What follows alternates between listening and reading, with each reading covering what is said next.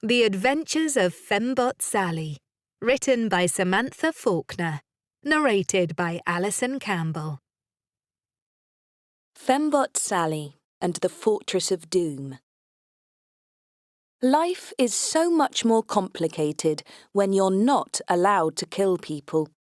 In times past, if I had wanted to take the place of an air hostess on a private flight over the Amazon jungle, I'd simply have snapped her neck, stolen her clothes, and kicked her out of the cargo hold. Now I'm working for the British government. I am only allowed to kill in self-defence.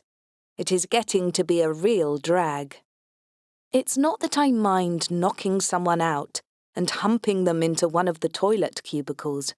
It is easy enough to find a pressure point on the human body, and I pride myself on my physical strength, so a bit of dragging is neither here nor there. No, it is the whole business of gagging them and tying them up that is the real hassle. I understand the need for it. I don't want the woman screaming out and alerting everyone if she wakes up halfway through the flight, but that doesn't make it any less of a performance. And of course, I have to undress her too before I tie her up, and then clamber out of my skin-tight leather catsuit so I can slip into her hostess uniform, which is about 2 sizes too small for me. All of this in the cramped confines of an aeronautical water closet, while trying not to make any noise as the Fokker F-27 propeller-driven aeroplane taxis across the runway. Getting on board the aircraft was a doddle in comparison. It was still dark when I arrived at the aerodrome on the outskirts of town. All I had to do was creep up to the exterior fence, cut the wire, sprint across the airfield, and then pull myself into the hold. A piece of cake. A quick fiddle with the metal panel on the inside, and I found myself in the main section of the plane, happily hidden from view behind a privacy curtain. The crew were all at the front of the aircraft in any case, preparing to welcome on board the legitimate passengers. A few minutes later, with everyone settled, the hostess stepped back through the curtain, and that was when I sloshed her. She is lying unconscious now on what little floor there is inside the cubicle, while I examine myself critically in the bathroom mirror. I still can't get over my new face. The boys at K Division have knocked up an alternative faceplate that is the mirror image of the woman I have just clobbered. They haven't done a bad job, considering they only had a small black and white photograph to work from. Normally, my face is rounded, with a petite nose and full lips. The air hostess has a wider nose and dimples at the edge of her mouth. And now, thanks to the miracles of chemical engineering, so do I. This new faceplate fits me like a glove. There is more to impersonation than just the face, however. This particular woman is a brunette, and I have had to dye my blonde locks the colour of a mahogany sideboard. It really doesn't suit me. I would much prefer to have used a wig. I do my best to jolly everything up with a bit of lipstick and some blusher, but I am fighting a losing battle. The woman is a good 3 inches shorter than me too, but there is nothing I can do about that. I wasn't about to let K Division slice a couple of inches off my legs. I may be an android simulant rather than a living, breathing woman, but I do have my pride. In any case, I don't think anyone will be paying much attention to my height, not in this uniform. The neckline is cut so low you can practically see the fluff in my belly button, and as for the hem of the skirt, it's just as well I'm sporting a decent pair of boarding school knickers. I pick up my handbag, adjust my hat, and drag open the concertina door, flicking the switch on the inside of the toilet cubicle and leaving it prone, so that when I close it, The engaged light remains on. There is another WC opposite, and I don't think it will be a long flight. The lack of conveniences should not prove too much of an inconvenience for the passengers. I pull back the curtain and step into the aisle. The Fokker F-27 is normally a 28-seater passenger plane, but most of the seats have been stripped out, leaving plenty of room for the more selective clientele who arrived at the aerodrome shortly before dawn. The first thing I notice about the 7 or 8 passengers lounging in front of me is that almost all of them are in uniform. The chances of half a dozen random strangers turning up for a flight dressed in khaki is rather small. It is a civilian plane after all. I wouldn't mind if it was a Boy Scouts convention, but unfortunately, the men are all military personnel, and each one is displaying a swastika on his left arm.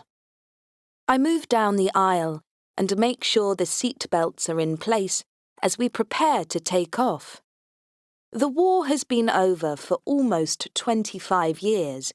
Most of these men must have been in nappies when the Führer committed suicide, but I guess news travels slowly in South America. One chap towards the front of the plane is not in uniform. He is a muscular fellow in a brown leather jacket, with a manly stubble, but a rather boyish face. He has a mischievous gleam in his eye, which is quite an achievement for someone with a gag in his mouth and both hands tied behind his back. It appears I am not the only one having fun with bits of rope this morning. The man seems more interested in ogling my cleavage as I check his safety belt than he is of drawing attention to his predicament.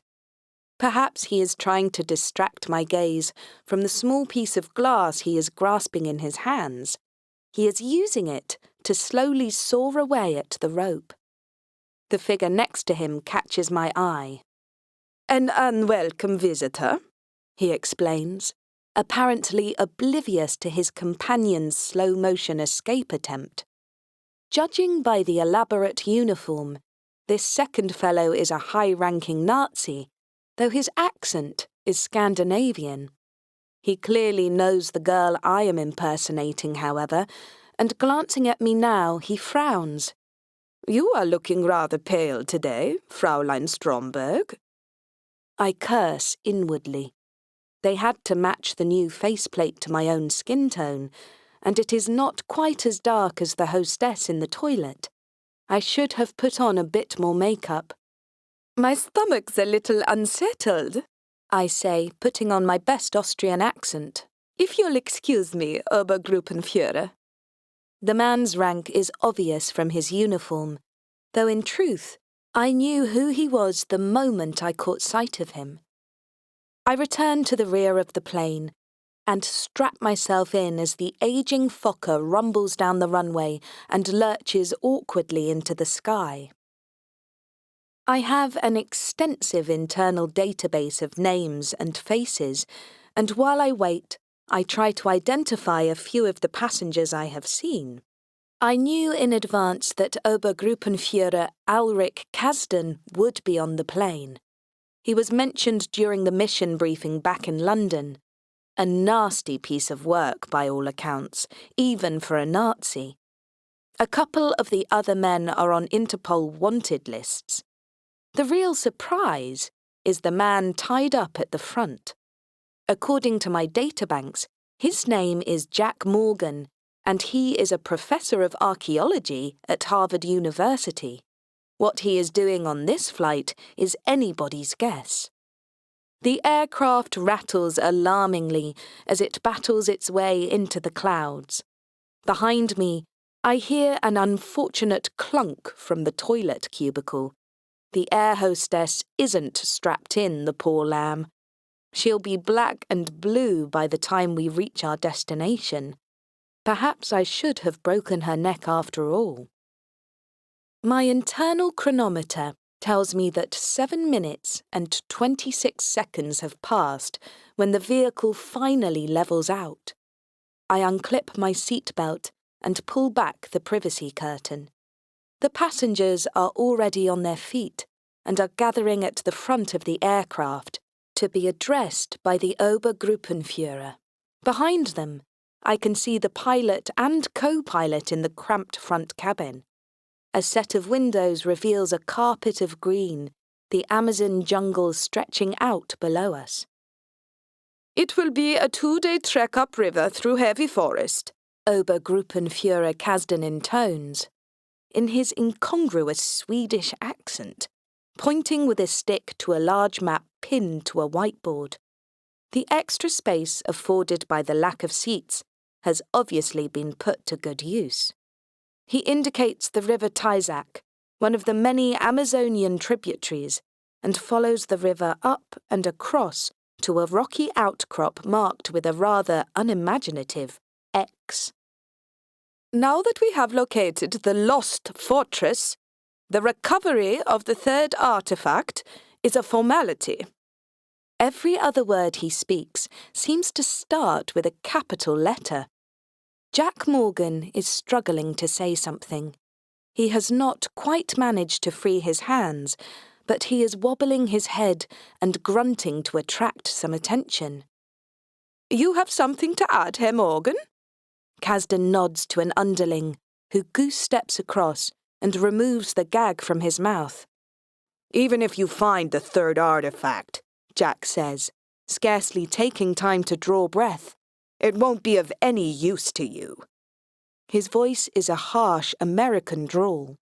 The Russians have the platter, and the second artifact is in the British Museum. Kasdan smiles thinly. You are incorrect, Herr Morgan. The Russians do indeed have possession of the platter. Steps are being taken to recover it even now, but the second artifact is no longer in the British Museum. He reaches across and pulls down a heavy suitcase from an overhead locker. A grim-faced Oberleutnant helps him place it on a chair. The Obergruppenführer inserts a key and opens the lid. Inside is a small chalice, packed firmly in foam rubber, halfway between a goblet and a teacup. It is made of solid gold and is covered in arcane symbols. It is the first time I have seen it in the flesh. The goblet was stolen from the British Museum in London 3 weeks ago, and it is this artifact, mustn't forget the capital letter, that I have been tracking for the last 4 days. Kasdan lifts it up in triumph, and the assembled Nazis gaze at it in awe. One of the lost artifacts of the Eebieki people, the Goblet of Destiny. He twirls it around, and a halo of light seems to surround the ancient chalice. Legend has it that if this goblet, the platter, and the jug are brought together in one place, they will form the most powerful weapon the world has ever seen. Gentlemen, with that weapon in our hands, we will be invincible. The assembled Nazis grin happily. I get the feeling they are still smarting from their defeat in 1945. Some people never learn to move on. Only the American is skeptical. You don't know the forces you're dealing with, he exclaims. As if to emphasize the point, the plane lurches abruptly. It seems we have hit a bit of turbulence. I stagger across the aisle, and my head impacts on the sharp edge of one of the seats. My face comes loose. It isn't as finely fitted as I first thought, and the plate swings open on a set of hinges. A nearby Nazi lets out a cry of alarm. This is a common reaction. It is the bulging artificial eyes that do it, set against a bed of electronic circuitry. Unfortunately, his cry alerts the other soldiers, who turn to stare at me as the plane rolls a second time. Jack Morgan makes the most of the distraction. He has finally managed to work his hands free, and as Obergruppenführer Kasdan tries not to lose his balance on the wobbly carpet, Jack launches himself forward and attempts to grab the gun from the man's holster. I do not have time to see the result of this. One of the soldiers has grabbed a machine gun and is about to open fire on me. At last, an opportunity for self-defense. I am fitted with my own machine guns, conveniently situated in my upper chest area. 2 metal tubes click into place. "Morgan, get down!" I yell as my boobs open fire. Jack Morgan has no need to duck. Kasdan has already smacked him across the face, and he has fallen towards the main hatch. I fill the front of the cabin with lead, and 4 soldiers are cut down in as many seconds. This is more like it. I scream with pleasure as the bullets thud across the aisle. This is the kind of situation I was built for. A 5th soldier returns fire with a revolver, the bullet scything through my left shoulder, and a second knocking off the middle finger of my right hand. That is all the damage the Oberleutnant is able to do before I tear him apart. Kasdan is still alive, and I lunge at the Obergruppenführer, attempting to grab the chalice. The artifact flies through the air into the cockpit, where it smacks into the head of the pilot, knocking him forward onto his rubber joystick. The plane lurches once again. Meantime, the outer door has swung open. Jack Morgan has fallen against the handle and somehow managed to pull the lever down. He is struggling not to be sucked out of the plane as the pressure equalizes and the airflow pulls us all towards the door. I karate chop the Obergruppenführer, and he falls away into the ether. I glance forward into the cockpit. Both pilots are slumped over their instruments. The various dials are whirling around like over-enthusiastic dervishes. The pilot was knocked unconscious by the chalice. The co-pilot must have been hit by one of the bullets. Actually, 6 of them, judging by the red gashes across his back. Either that, or he has had a sudden attack of the mumps. Whatever the truth, there is nobody controlling the aircraft, and there is nothing to stop the Fokker from crashing into the jungle. I look to the door and see that the American has also been sucked out of the plane. Then I notice his fingers grasping the lower frame of the door. The aircraft is shuddering around me. I grab an emergency parachute and throw myself towards the exit. Holding the frame of the door, barely able to keep myself in place, I stamp hard on Jack Morgan's hands and then propel myself out of the plane. We plummet together at exactly the same speed, thanks to the egalitarian nature of gravity. I use the last few bullets from my chest cavity to propel myself towards him. At the same time, struggling against the airflow, I fasten the parachute into position around my waist. Jack is barely able to see, with the rush of air pressing hard against his face, but I grab hold of him, twist myself around, and make sure we are pushed firmly together before I pull the ripcord. His manly chest presses hard against my ammunition-depleted bust, and his hands grab tightly onto my buttocks. In other circumstances, I would probably knee him in the groin for his impertinence, but at the moment, I suspect he is hanging on for dear life rather than making a move on me. The parachute springs out over our heads, and I feel an abrupt deceleration. We are hanging now over a huge green canopy. The aeroplane is entering its final moments. With an almighty roar, the Fokker thuds into the jungle floor. A mushroom of smoke and flame erupts into the air. The shockwave hits us an instant later. Bits of debris fly through the sky. The parachute has slowed our descent, but the airflow knocks us sideways, and a burning ember catches hold of the fabric, which starts to ignite. We are perhaps 50 feet above the tree line. "Hold on tight!" I yell. Jack nods numbly as we clatter into the trees, and I feel my body smack into solid wood. There is nothing quite like hurtling through foliage under the influence of gravity to aid deceleration. The flaming parachute has done part of the job, and the trees do the rest. The flailing cords snag on various branches, and with a jolt, we come to a halt some 10 feet above the ground. It is such a jolt, in fact, that Jack momentarily loses his grip on my arse and plummets the last few feet into a prickly bush, and there, for a moment, he rests. I look up and set about releasing myself from the tangles of the parachute. I have a small utility compartment in my left leg and am able to retrieve a knife to cut some of the ropes.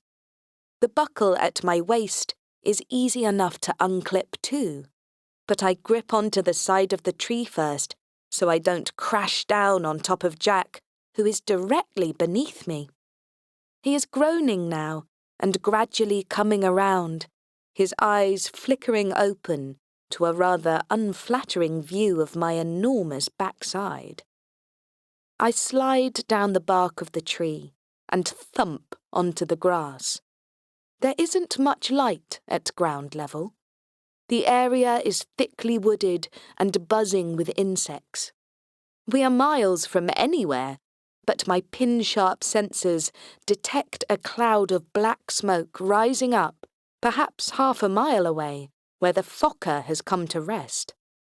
I doubt there will be any survivors, not even the air hostess in the toilet cubicle. I really should have snapped her neck. It would have been kinder in the long run.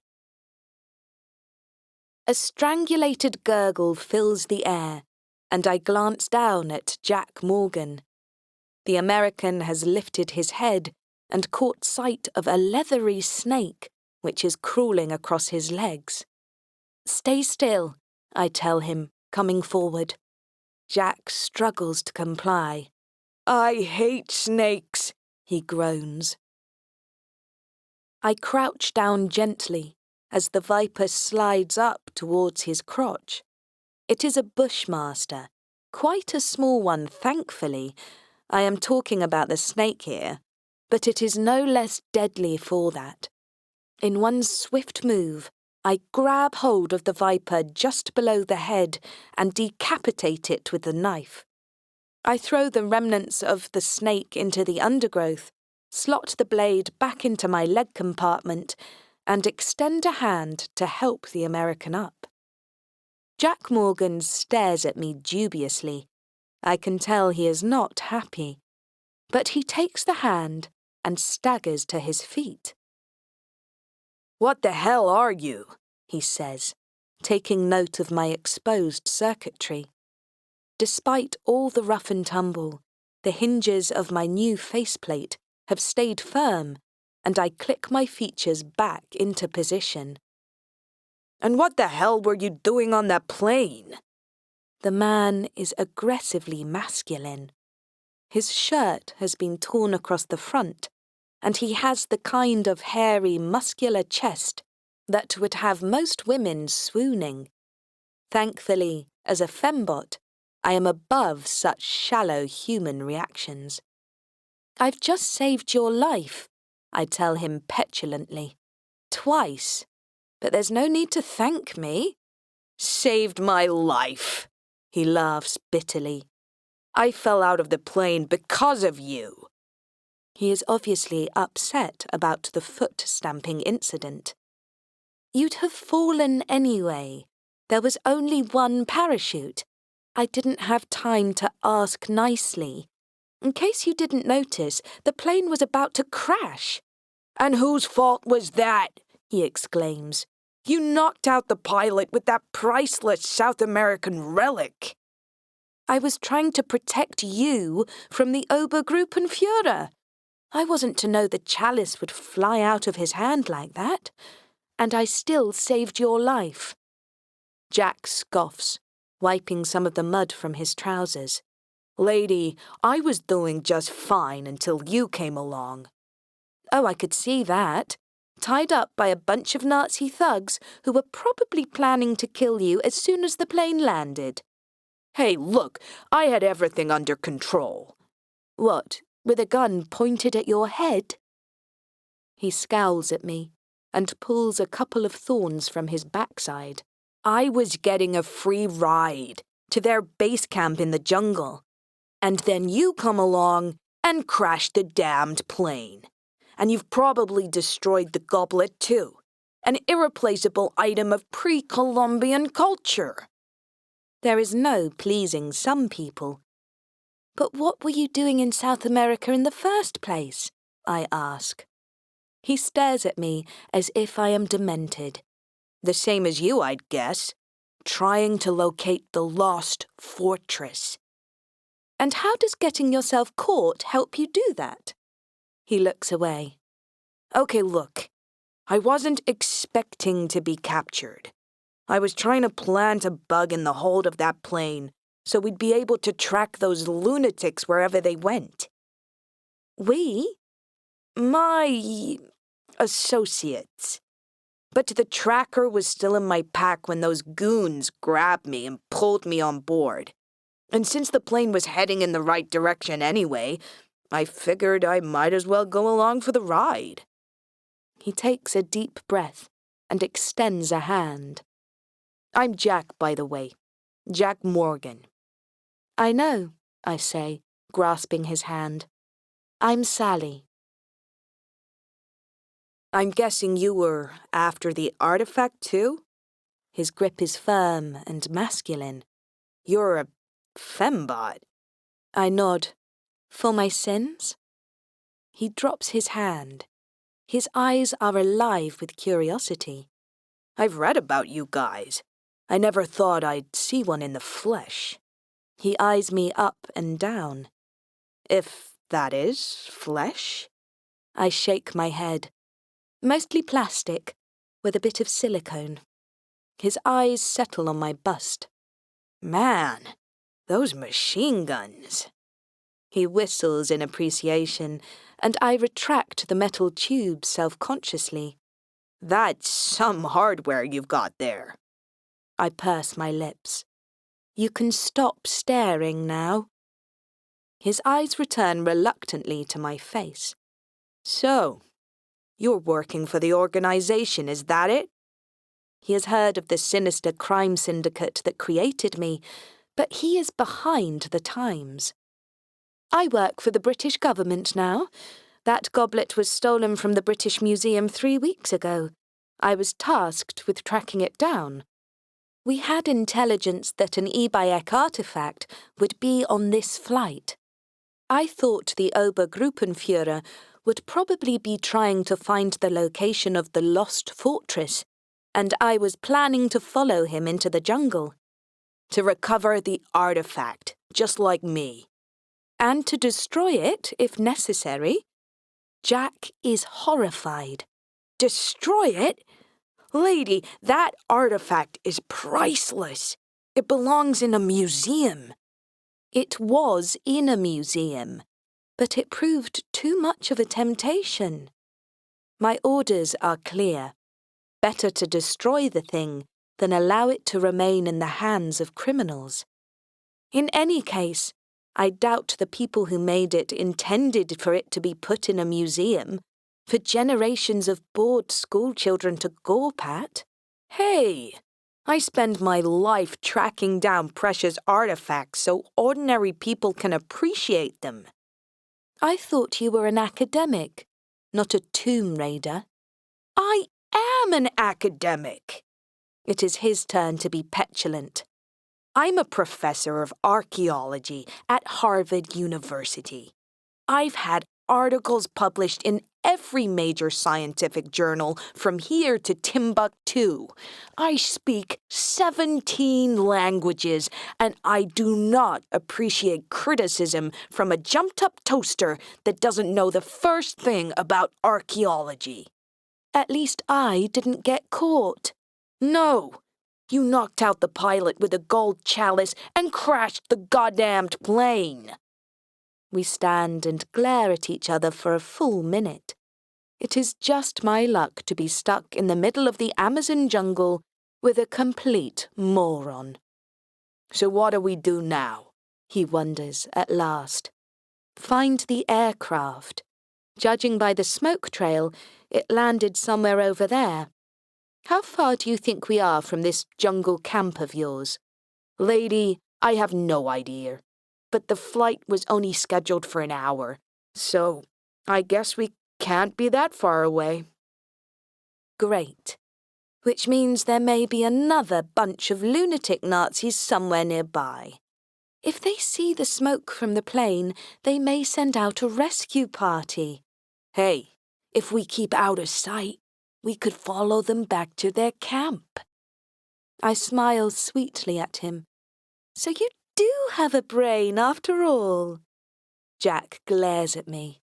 If you weren't a woman, God help me, I would hit you so hard.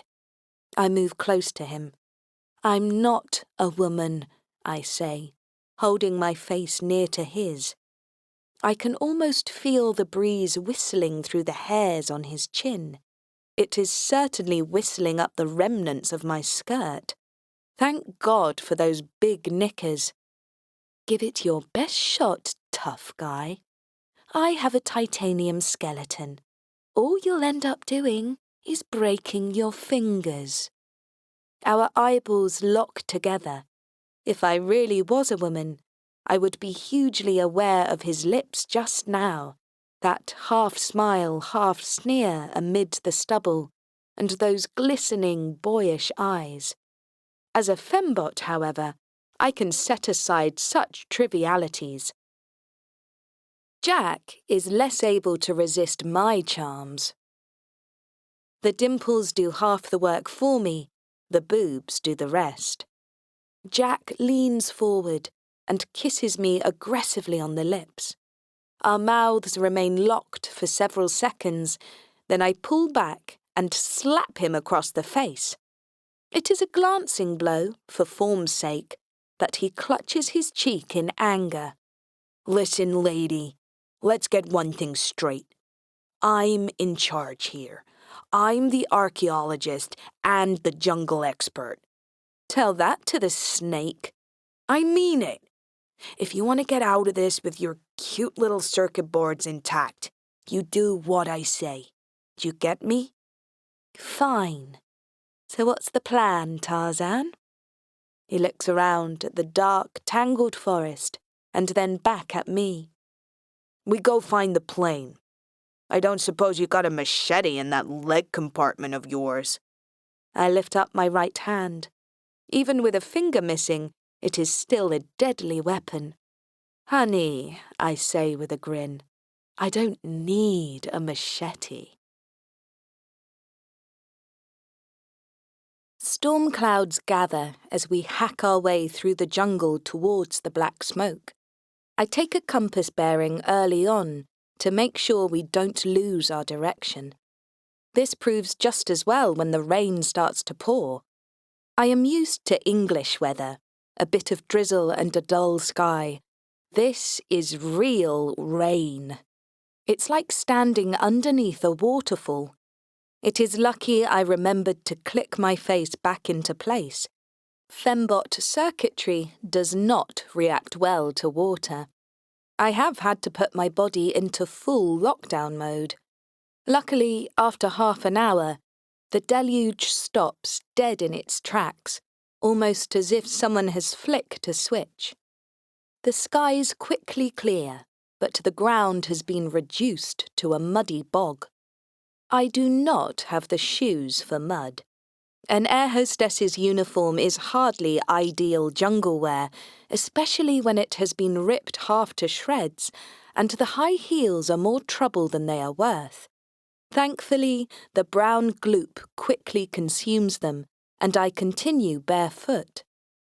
Most of Jack's clothes have escaped unscathed, apart from that torn shirt. He even has proper hiking boots. The man does have some semblance of foresight after all. The Obergruppenführer said he'd discovered the location of the lost fortress, I say, recalling the lecture on the plane. I thought the place was lost forever. Jack nods. You and half the world. That's kinda why they call it the Lost Fortress. The Eebieki were a troglodyte people, according to the briefing I received back in London. They retreated into an underground city when the conquistadors arrived in South America 450 years ago. Legend has it that one of their womenfolk accidentally came into contact with a Spaniard and brought a terrible disease back to the city, which wiped the people out. Probably smallpox, Jack says. But then, in the 19th century, a Victorian explorer stumbled across the entrance to the fortress, Sir Douglas Harrison.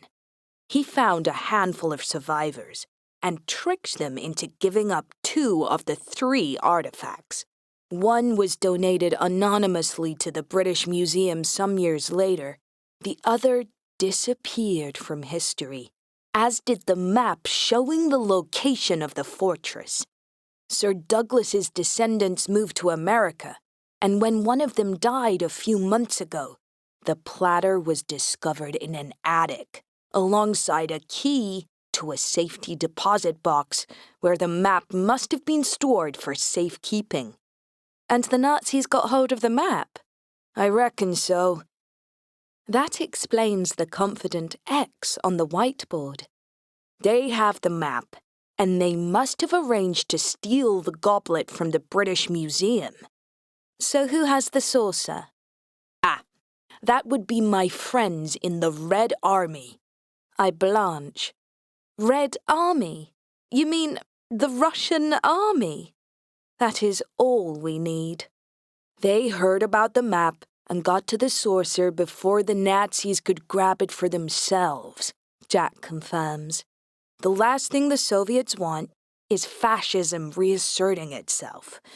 Unfortunately, they overlooked the safety deposit keys. Not great ones for details, the Ruskies. And you're working for them. I cannot hide my surprise. Most Americans are doggedly anti-communist. Give me a break.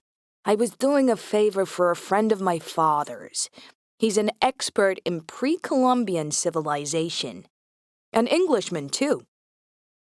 I had no idea he was working with the Reds. Now I'm in it up to my head. His foot sloshes down, and his leg disappears into the mud. I laugh. Up to your waist, anyway. I give him a hand out of the sludge. So the 2 of us have to retrieve the saucer and the goblet, and stop a bunch of lunatic Nazis and a cohort of crazed communists from finding the lost fortress of Eebieki. That's it, in a nutshell. He stares down at his mud-soaked legs. Jeez, I need a bath. His shirt is soaked through and clinging to his chest. He might as well be naked. I am sure there are certain shallow people who would pay good money to see a man like him with his shirt ripped open, covered in mud, but I am not one of them. I may be immune to his charms, but unfortunately, he is not immune to mine. My clothes are also slicked through. I might as well be naked too. Jack is doing his damnedest not to stare, but I can tell he is fighting a losing battle. The ground is covered in detritus as we approach the wreckage of the plane. Random seats are upended in the mud. Overhead lockers are hanging, with commendable irony, from several overhead branches. A body lies dead, impaled on a tree root. It is the Obergruppenführer. Jack spots a fedora upended on a bush, and his eyes light up with glee. He grabs the hat with both hands and flips it over onto his head. The hat is full of muddy water, and he lets out an expletive as he receives an unexpected shower. But he is happy to have recovered his hat. Men can be so sentimental about clothing. I wonder if my catsuit is around here anywhere, I say. The aeroplane itself has split in two at about the point of the front exit. Smoke is still rising from the rear end, but there is no sign of fire. Jack steps up to the broken hatchway. We need to find the goblet, if it hasn't been smashed to pieces. More likely crushed, I think, since it was made of gold. I step into the plane. Jack moves left towards the pilot's cabin, where the chalice was last seen. I arc right and find myself in a virtual morgue. There are dead bodies everywhere. The structure of the aircraft creaks as I make my way cautiously along what is left of the aisle, stepping carefully over a prone Oberleutnant. I can hear a muffled sound coming from the rear of the aeroplane. Hey, look! Jack holds up his backpack, which he accidentally left behind when he fell out of the aeroplane. It must have been flung forward into the front cabin. Hey, I found the goblet too! It looks all right. I ignore his prattle. The muffled sounds are getting louder. There is someone else alive in here. I turn my audio receptors to maximum. It is a woman's voice, muted by the gag in her mouth. I catch sight of the engaged sign on the toilet cubicle and pull open the concertina door.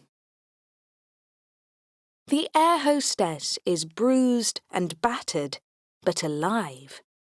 She doesn't know what to make of me, her identical twin.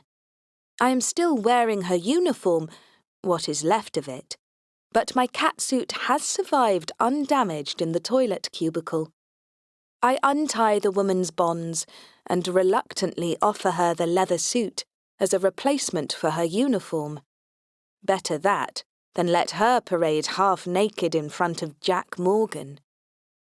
It's not that I'm afraid of the competition, I just know how easily distracted he is. Jack is outside the plane now, stowing the goblet in his pack, while the air hostess, Fräulein Stromberg, gets changed.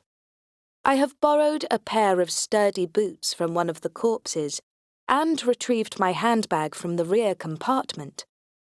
I have a spare finger in there to screw in place of the one that was shot off. I perform some quick repairs to my shoulder too, and then pull out a change of clothes for myself. A miniskirt and a fresh pair of knickers is hardly ideal clothing for a jungle trek, but I refuse to put on a Nazi uniform, and that is the only other alternative. Jack is going through his belongings.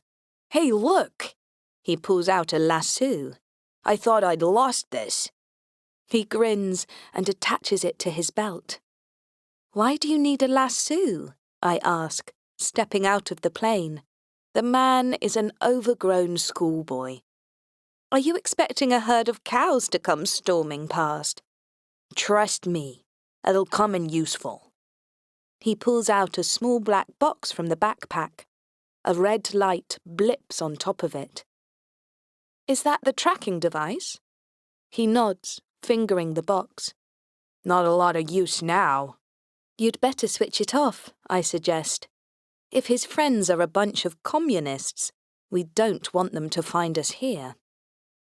Jack is happy to comply, but he is not quite sure how to deactivate the box. I grab hold of it, throw it to the ground, and stamp on it hard with my left boot. Problem solved. A cough sounds from behind. Fraulein Stromberg is standing in the hatchway, dressed in my dark leather catsuit. It is a little too big for her, but Jack Morgan gives her a wolf whistle anyway. Then he notices the machine gun in her hand, and his face drops. "You will pay for the indignities I have suffered," she snarls, raising the gun. I get the impression she is talking to me rather than Jack. I lift my hands cautiously, and the American does likewise. "It was nothing personal," I say. "Tell that to Ulrich." Ulrich? Jack doesn't recognize the name. "Obergruppenführer Kasdan. He was my lover, the most wonderful man who has ever lived."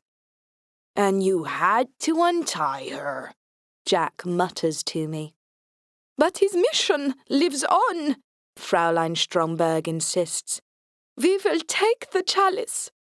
We will rendezvous with our forces in the jungle, and we will find the lost fortress."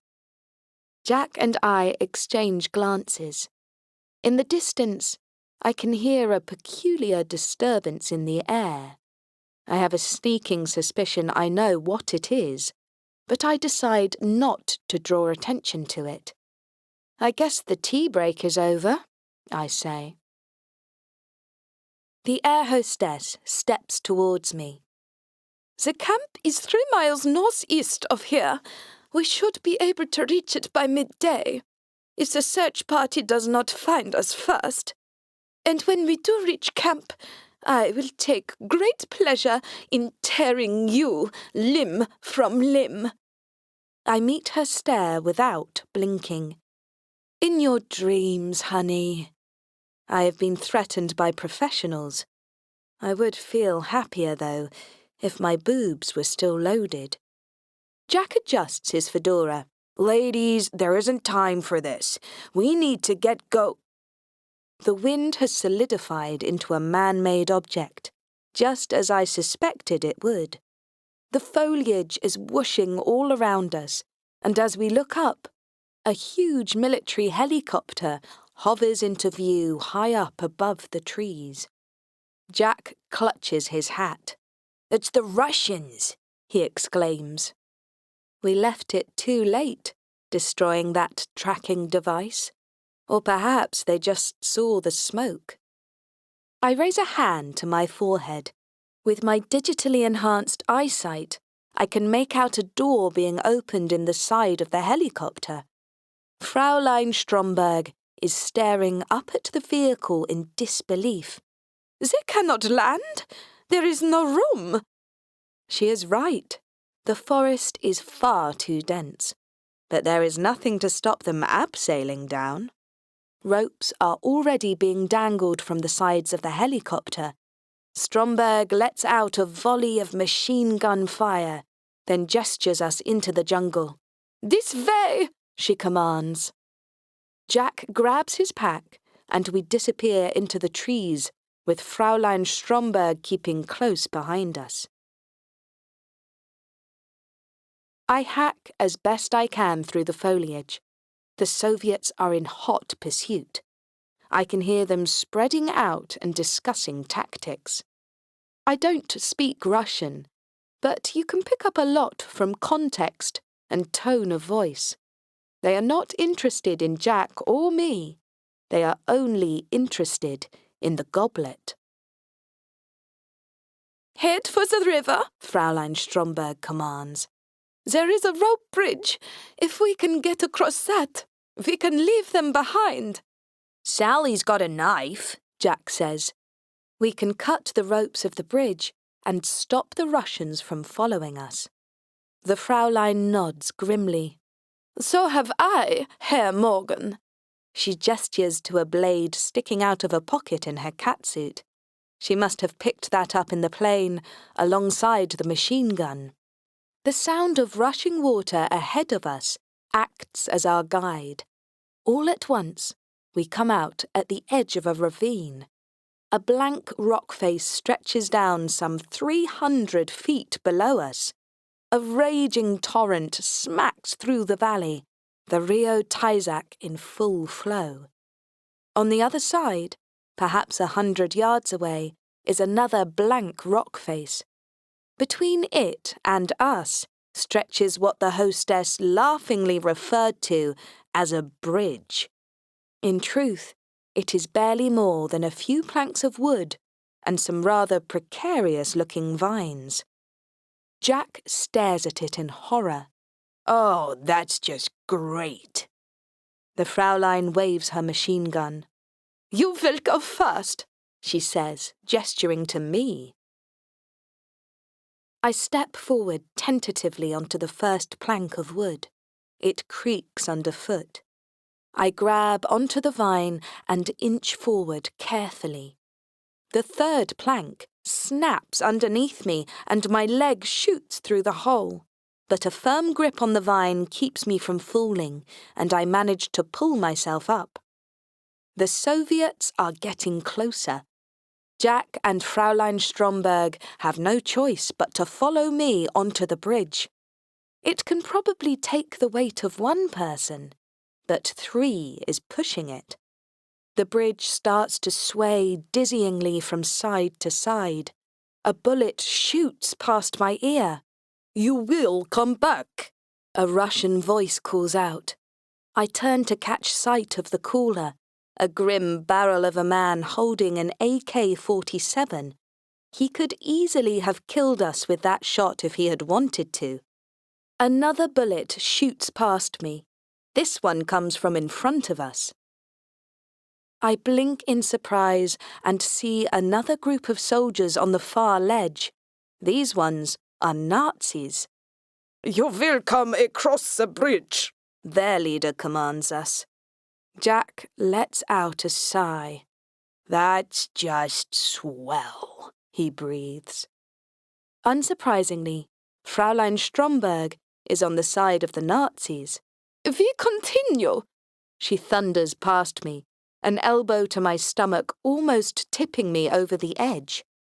The Soviets prepare to open fire, but Jack pulls the golden chalice out of his backpack and holds it up threateningly. One more shot, and this falls into the ravine. That stops them in their tracks. Voices mutter on both sides. What do we do? Jack whispers to me. Backwards or forwards? We can't stay on this bridge. I doubt it will last more than another minute under our combined weight. We have no choice. Forward, I say. We inch slowly across the bridge. Fraulein Stromberg is ahead of me now. As we get close to the far end, she turns back and orders us to a halt. Give me the artifact, she instructs the American. Jack shakes his head. He is no fool. Stromberg produces the knife from her thigh pocket and starts sawing away at the vine. She is still on the bridge, but only a step away from the far ledge. Give me the chalice, or you will fall. I am not bluffing. She can cut the rope and step back onto solid ground without any risk to herself. Jack holds the goblet above his head. Lady, neither am I. A single shot fires from the far side of the chasm. A dribble of blood oozes from the centre of Fraulein Stromberg's forehead. Her body lurches forward and crashes onto one of the wooden planks, which gives way beneath her. The woman plummets head first into the ravine, taking my best leather catsuit with her. Jack surreptitiously tips a nod to the Russians, but they were protecting the chalice, not us.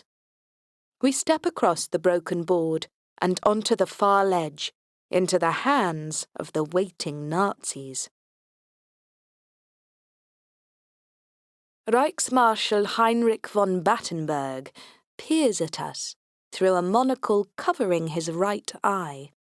A scar runs the length of his face down the left side, but the man is beaming with pleasure, at least insofar as a Nazi can ever be said to beam. His lips are curled ever so slightly at each end. It is not the bedraggled figures of Jack and I that have caused this delight. It is the sight of the Eebieki goblet that one of his lieutenants has produced from the pack he confiscated from the American. The military camp is a basic affair of tents in a partly natural clearing, long enough, now that it has been tidied up, for a propeller-driven aeroplane to come in to land. There are perhaps 30 men here. Any sadness they feel at the loss of the Obergruppenführer has clearly been compensated by the acquisition of the goblet. A small group of men are giving a report in German to von Battenberg, but he is too busy cooing over the gold chalice to pay them much attention. What are they saying? I ask Jack. He must be able to speak German. He frowns and cocks his head. I can't hear them properly. Human ears. They just can't compete with a Fembot's quadraphonic audio receptors. Oh well. Happily, these Nazis do not know that I am an android. Better that it should remain that way. The Reichsmarshal finally hands the chalice back to the lieutenant, a pleasant, fresh-faced young man. Von Battenberg marches across to us and strikes Jack hard across the face. That is for bringing down the plane. He strikes the American a second time. That is for killing my colleague, Obergruppenführer Kasden. A third strike. And that is for leading a group of communist scum to our center of operations. Jack takes a step backwards. Okay, I get the picture. You're unhappy. He blinks 3 times and attempts to gather his wits. On the contrary, Herr Morgan, I am delighted. The Reichsmarshal attempts another smile. He really needs to practice more. Your archaeological knowledge will prove useful to us. And if your communist scum friends are in the vicinity, they will doubtless have with them the Eebieki platter. I have the feeling these Nazis actually wanted the Russians to follow them. It will be a simple matter to relieve them of it. They won't give up without a fight, I say. The Reichsmarshal regards me coldly. I gather you are not Fräulein Stromberg, but an impostor. He peers at my face.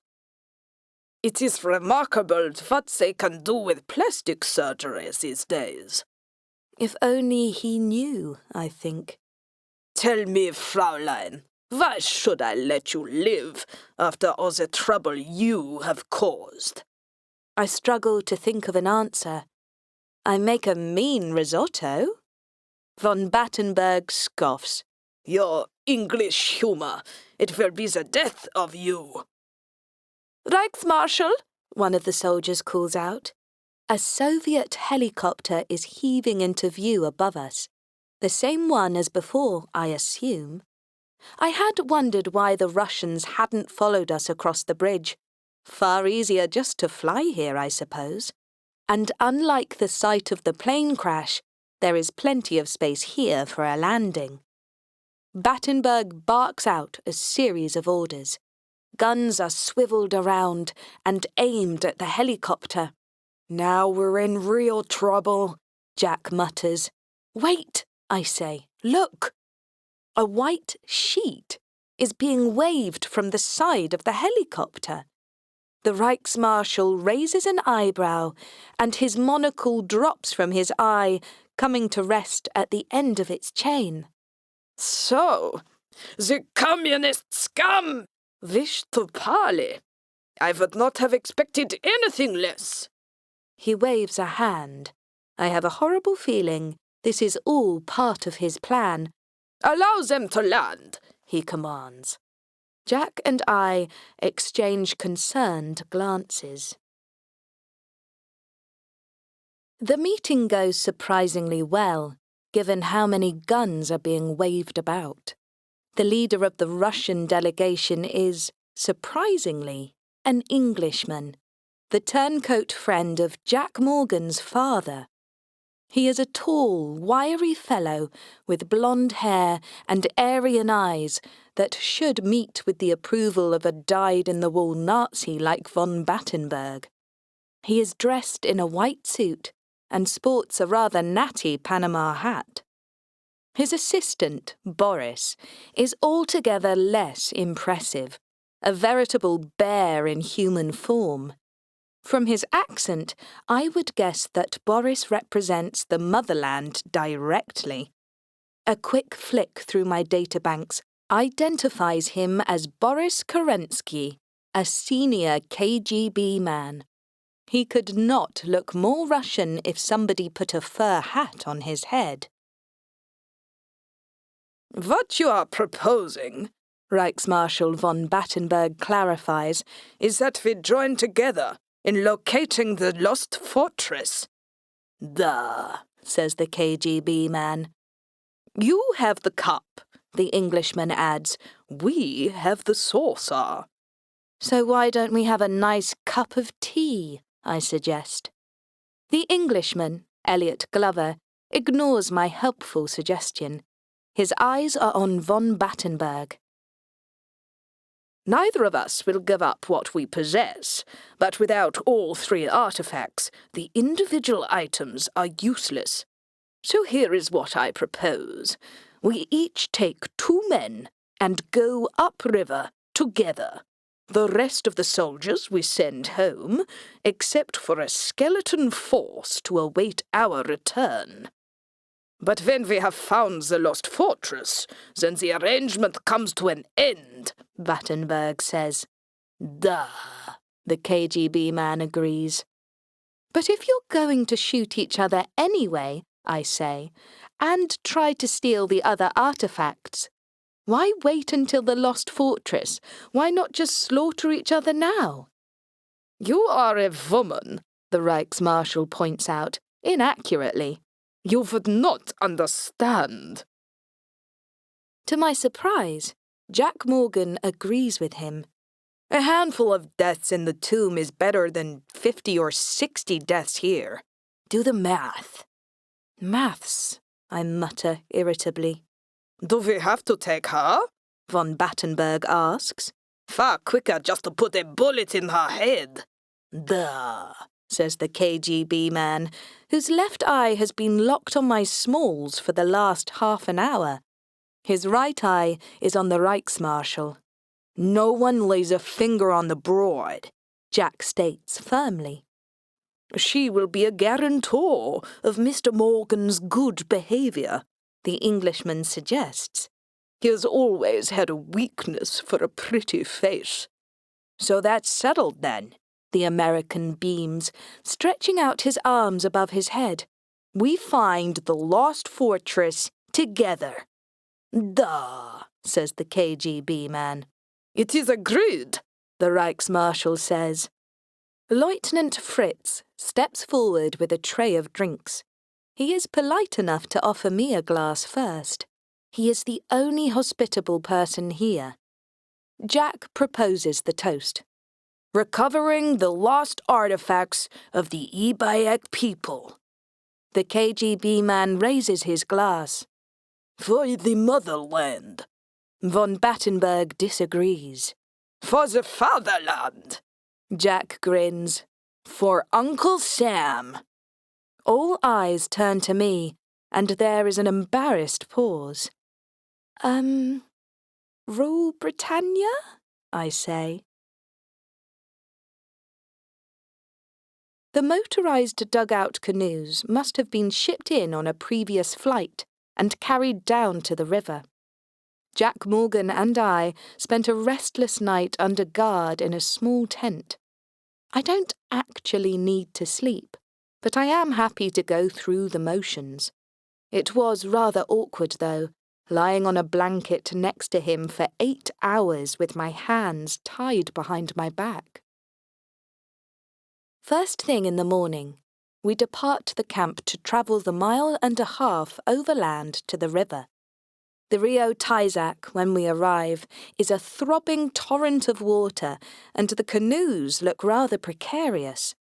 I am glad I am not expected to row. Our expedition consists of 11 people, 4 Nazis, 4 Russians, or communist scum, as the Reichsmarshal insists on referring to them, with Jack Morgan, myself, and a native guide making up the rest of the party. The Indian, who cannot be much older than 15, takes his place at the front of the first boat. He is dressed in little more than a loincloth and has a lithe, youthful body. He gesticulates a lot and talks in a fast, high-pitched voice. I lean into Jack as the boat pulls away. What language is that? Spanish? He frowns. I'm not sure. It might be Portuguese or maybe Italian. I thought you spoke 17 languages. I do, but not Spanish, he grimaces, or Italian or Portuguese. Now, if they were speaking Croatian... I growl. No wonder he was so evasive when I asked him to translate that German earlier on. Jack, you're no use at all. Hey, listen, lady. I saved your ass yesterday afternoon. They wanted to shoot you. You keep my ass out of this. The size of your ass? That might be a problem. I am going to hit you so hard in a minute. Elliot Glover, the Englishman, is sitting at the rear of the canoe. How long have you two been married? He smirks. We both glare at him. How long have you been a traitor to your country? Jack demands. He is still sore at being tricked by his father's old friend. I always think nationalism is the product of a small mind, Glover declares airily. I suspect your father would agree.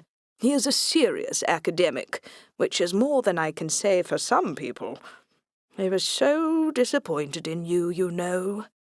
Jack rises up angrily, but the boat wobbles, and he is forced to resume his seat.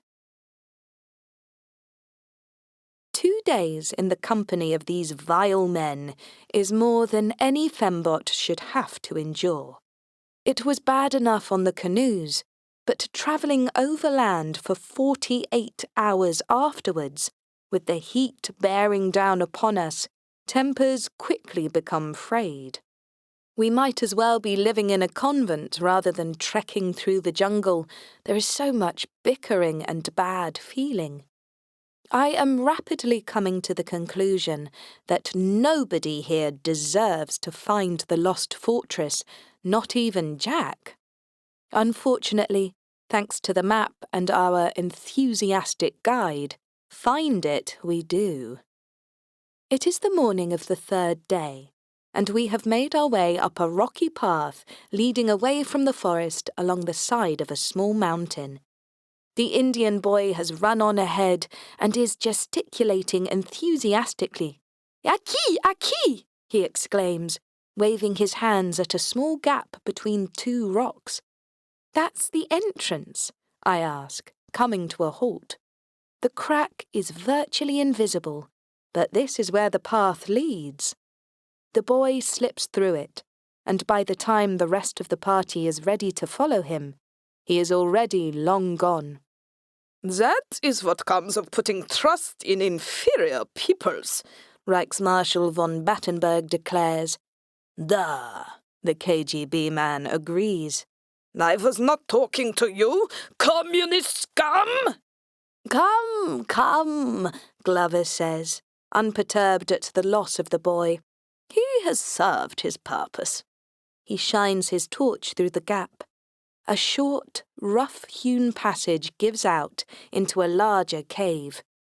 My eyes quickly adjust to the light, and I step forward, uncertain what I will see. A medieval castle has been chiselled out of the rock wall, the lost fortress of the Eebieki people. It must be 50 feet high at least. Burning torches illuminate the entrance gate, and huge stone statues stand sentinel either side. In fact, the statues are a bit of a theme. As we move closer, we come across 5 or 6 of them. The damn things are enormous, perhaps 7 or 8 feet tall.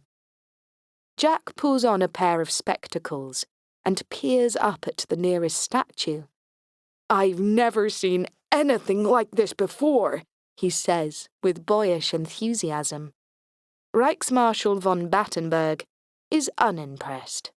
Primitive art, very poor quality. I suspect if we'd found a working nuclear power plant inside this cave, he would be unimpressed, just because of the people who built it. I would hate to stereotype a Nazi, but the man is nothing short of a racist. We are wasting our time, Glover declares. He gestures to the huge black chasm of a doorway. Destiny awaits us. Jack removes his glasses and peers into the gloom. It may not be that easy. There could be traps. Von Battenberg is skeptical. This is a city, not a tomb. Why would there be any traps?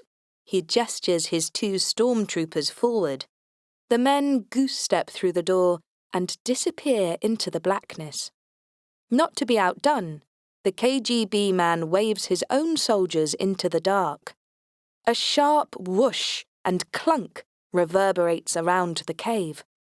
The Reichsmarshal frowns as 4 decapitated heads roll back out of the doorway. On the other hand, Herr Morgan, you may be right. Perhaps you would care to lead the way. He taps his cane across the palm of his hand. Sure, why not? Jack agrees, stepping over the heads. If you'd let me borrow that stick for a minute? Von Battenberg is dubious, but he hands the American his walking stick. With a torch in one hand and the cane held out in front of him, Jack moves cautiously through the door. Be careful, I call out. He looks back with a grin. I didn't know you cared. I don't, I tell him firmly, but I have no desire to see him decapitated either. I follow behind, alongside the remaining Nazis and communists. There is another sharp whoosh, just in front of the American. The walking stick is cut in half. A whirling blade has sliced across the tunnel at head height. The test of a warrior, Jack observes. A soldier enters enemy territory with his sword drawn, and a warrior has nothing to fear. I exchange glances with Elliot Glover. I'm not sure if that actually makes sense. He nods casually. Best not to think about it, my dear.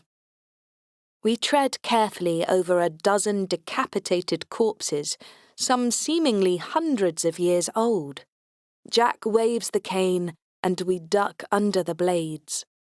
Once we are all through, he hands the walking stick back to the Reichsmarshal. It is now about 6 inches long. Schweinhund! Von Battenberg explodes. He raises the stick to strike the American, but it is no longer long enough to do any damage. Jack is already heading off down the tunnel. He stops abruptly, lifting his hands to alert us to a further danger. Pressure-sensitive tiles, Sally. What do you make of those symbols?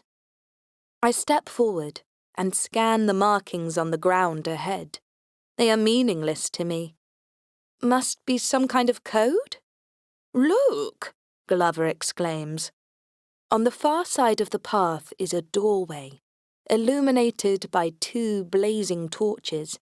On the door, there is a mural with a primitive picture of the goblet, the saucer, and the jug. 2 stone statues stand guard either side of it. We are almost there. Perhaps if we edge around the tiles, Jack suggests. The Reichsmarshal is in agreement. Lieutenant Fritz? The young lieutenant steps forward and starts to creep around the edge of the trail. I cross my fingers. He is quite an attractive young man, Lieutenant Fritz. Solid and muscular. Only recently married, apparently with a baby on the way. Spikes shoot out of the side wall, and his body is instantly impaled. Von Battenberg throws his stick to the ground in disgust. "I think I've got it," Jack exclaims. "It's just an alphabet. You follow them in order. A, B, C." He skips across the tiles. "If you'd waited a moment, your lieutenant might have survived," Glover points out to the Reichsmarshal. Von Battenberg glares at him. "Communist scum!" He seems to spend his life glowering at people. "You go next. I will follow you." The now rather depleted party makes its way one by one across the tiles. I blow a kiss to the dead Lieutenant Fritz as I pass him by. Poor lamb. I have seen a lot of death in my time, but I do so hate to see a strapping young man impaled on a spike. Jack has opened the far door, and we step out onto a ledge in front of a yawning chasm. "It's too far to jump," I say, gauging the distances. The fall is about 250 feet, almost as high as the rope bridge, and the other side of the chasm is about 60 yards away. Even with my legs, the jump is impossible. Jack is ahead of the game. "We don't need to jump. It's another test," he says. "A test of faith, an optical illusion. There is a bridge. We just can't see it. All you have to do is step forward." The Reichsmarshal is not about to follow Jack's advice a second time. He gestures to the others. "You, communist scum! You will go first this time." Elliot Glover is unperturbed. "But of course." He smiles at his colleague Boris Kerensky. "Duh," says the KGB man, who steps forward and plummets 250 feet to his death. Now it is Glover's turn to be angry. "You fool," he snarls at the American. "You don't have the faintest idea what you're talking about. Why did I ever involve you in this?" "Beats me," Jack snaps back. I am still examining the chasm. There has to be a way across. Jack pulls out his lasso. "I told you this would come in useful. I reckon I might be able to swing across. You see that stalagmite up there?" A piece of rock is hanging down over the middle of the ravine. "Stalactite," I say. "Stalagmites grow upwards." Jack glances down into the ravine. "That's a hell of a long way to grow." He swirls his lasso around his head, hurls it at the stalactite, and pulls hard to fasten it. He steps back a few paces, takes a run, and hurls himself into midair. His body pivots across the ravine, but his feet don't quite reach the far side. He swings back, but not far enough to return to base, and after a bit of toing and froing, he is left hanging in midair underneath the stalactite. "Well, that didn't go according to plan," Glover observes wryly. "Get me down from here," the American yelps. I look around. "Tests for a warrior," Jack said. What kind of tests would there be? I glance back at the rock door and the solid walls surrounding it. A crude circle seems to be etched out on the left-hand side. "A test of strength," I say, pointing to the incongruity. "It's a door handle. You push against it, and if you're strong enough, it'll provide you with a path across." "The young woman may have a point," Elliot Glover concedes. "I think that unlikely," the Reichsmarshal says. "You've got nothing to lose by trying," Jack Morgan calls out, hanging on for grim death in the middle of the ravine. Glover steps forward and pushes against the wall, but with no effect. Von Battenberg joins him reluctantly, but the two men can do nothing with the rock. "Step aside, boys," I say. "Time for the expert to get to work." I may not be an archaeologist, I may not speak 17 languages, but when it comes to brute force, I have the strength of at least a dozen men. Well, maybe 5 or 6 men on a good day, but strength enough for any South American wall, even if it is made of stone. I place my hands in the centre of the circle and push against it with all my might. Gradually the wall begins to shift, and then, as if by magic, a second piece of stone rumbles slowly out across the chasm. "Bravo!" Glover exclaims. He skips across the bridge and away into the distance. Not to be outdone, the Reichsmarshal follows suit, passing by the still-hanging Jack Morgan with barely a glance. I step up to the American on the bridge. He is hanging about 4 feet above the ground. He could let go and drop himself down, but the bridge is narrow, and there is a good chance he will topple off. "I could do with a helping hand here." I flash him a smile. "You mean you want me to save your life? Again?" He nods reluctantly. "If it's not too much trouble." I raise my hand and grab his buttocks. "I'd be delighted," I say. A short, dark tunnel leads through to an enormous cavern, brightly lit and decorated with complex native art. How the damn place is illuminated so far underground, with no electricity or obvious external light, is beyond me, but illuminated it is. They must spend a fortune on oil lamps. Flames flicker in every corner. There seem to be an awful lot of corners, and an elaborate row of finely crafted statues lead up to an altar and a font. A hunched figure kneels with his back to us before the altar, and standing beside him is the native boy, who has somehow run on ahead.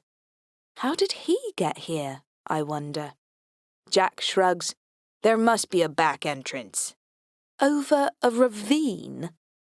The boy is dressed in a long white robe, and there is a jagged crown on his head, spikes shooting out from it in every direction. I get the feeling he may have been here before. Reichsmarshal von Battenberg has no interest in the boy. He has already marched to the foot of the altar. Lying on a heavy stone surface next to a font glistening with water is a large jug made of solid gold. "The jug of life," he breathes. The kneeling figure is between the Reichsmarshal and the jug. Even the Nazi cannot quite bring himself to fling the man out of the way. "Who are you?" he asks. The figure does not respond. "He cannot reply," the boy explains, in a sombre, ethereal voice. Jack is unimpressed. "Oh, now he speaks English." "In this place, I speak all languages," the boy says. "The gods speak through me." Von Battenberg is more interested in getting past the kneeling man. He places a hand on the fellow's shoulder, but the body crumples away to dust. The Reichsmarshal's monocle pops out of his eye. "He has stood sentinel over the sacred artifacts for 200 years, the boy intones. "That role now falls to me." Von Battenberg is barely listening. He grabs the jug from the altar and cradles it in his hands. "The third artifact! It is mine, at long last!" "Ours, in point of fact," Elliot Glover points out testily. The Englishman has a small revolver in his left hand. "Fill up the jug with water." The Reichsmarshal is happy to do as instructed. He has left his pack a little way from the altar. Glover steps forward and removes the goblet of destiny. From his own pack, he takes out a golden plate, the platter of forever, and places the chalice on top of it. A small rock provides a makeshift table for them both.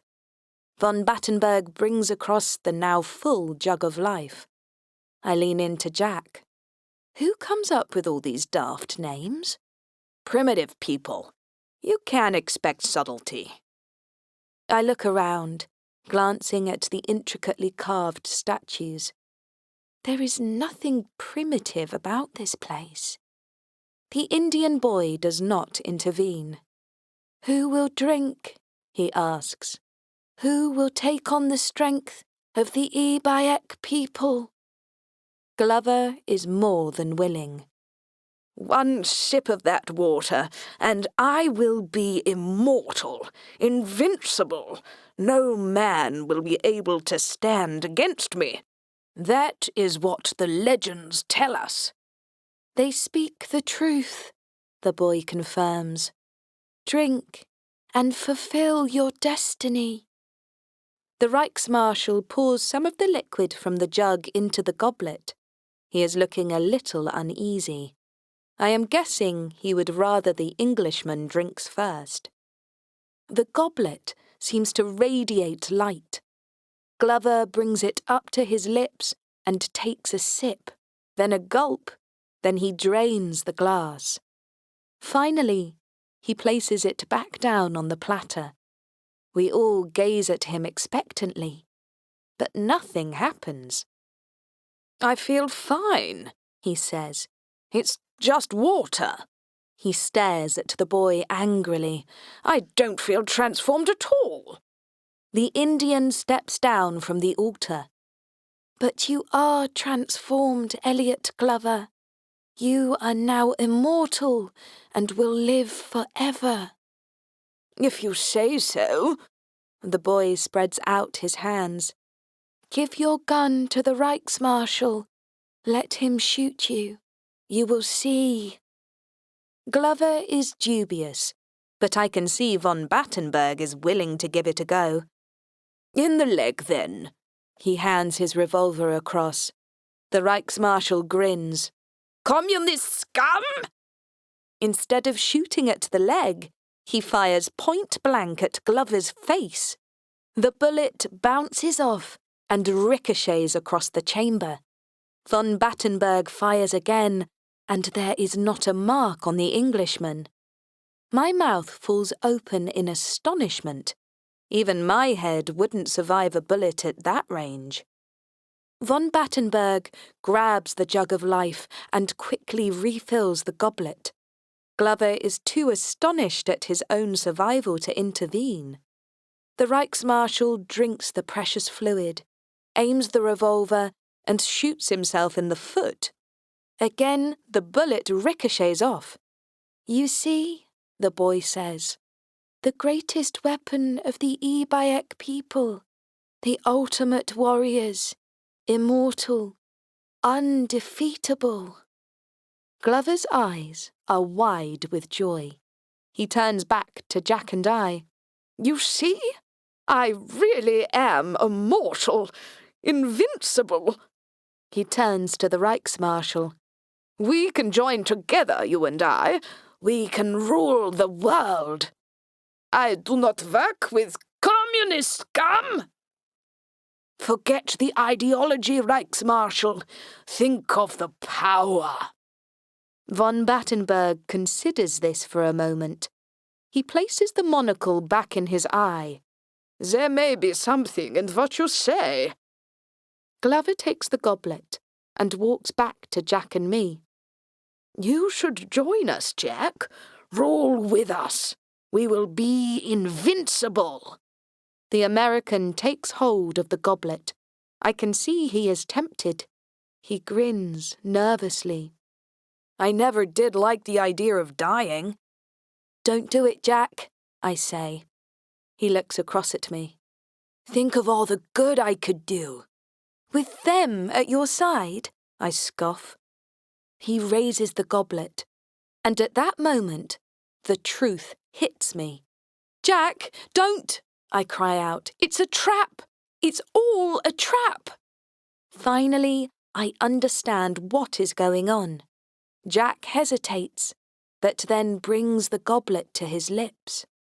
I don't have time to argue. I grab the knife from my leg compartment and hurl it straight at him. It twists through the air, the blunt end striking his hand and knocking the goblet away from him. "I told you we should have killed the girl," the Reichsmarshal mutters as the chalice clatters to the ground, the water spraying across the white stone. Glover takes back his revolver. "No matter. We can remedy that now." He flinches and stares down at his hand. "I don't." The hand has grown alarmingly in size. His arms are thickening too. His body is taking on a strange grey pallor. Von Battenberg steps back. "What is happening?" he demands, gaping at the abruptly transforming communist. I don't know," Glover admits, his eyes flashing with fear. He is perhaps 7 feet tall now. He is having difficulty speaking. His body is becoming heavier, less alive, more rock-like. "He's turning into stone!" I exclaim. All at once, the penny drops. "The statues!" Jack cries. "They're not statues at all!" Glover has ceased to move. He is a lump of rock now, indistinguishable from the many other sentinels that line the audience chamber. Von Battenberg lets out a strangled cry. "No! This cannot be happening!" His transformation has not yet started, but it will only be a matter of time. "I need to get out of here. I must leave the fortress." He pushes us aside and rushes down the tunnel towards the chasm and the stone bridge.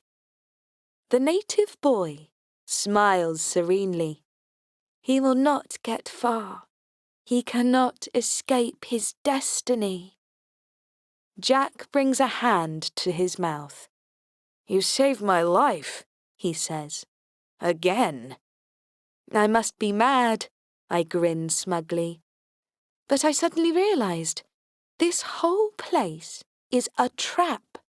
It was set up to lure men like Glover and von Battenberg, power-crazed fools who want to rule the world. That Victorian of yours didn't steal the artefacts. He was allowed to take them. It was a lure to bring people here, to rid the world of its madmen. These are not primitive people.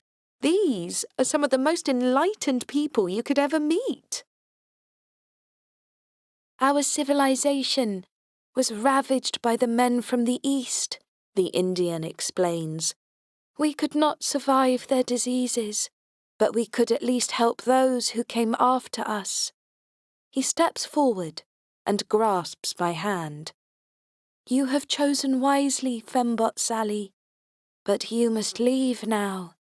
The fortress will soon reset itself, and then you will not be able to leave.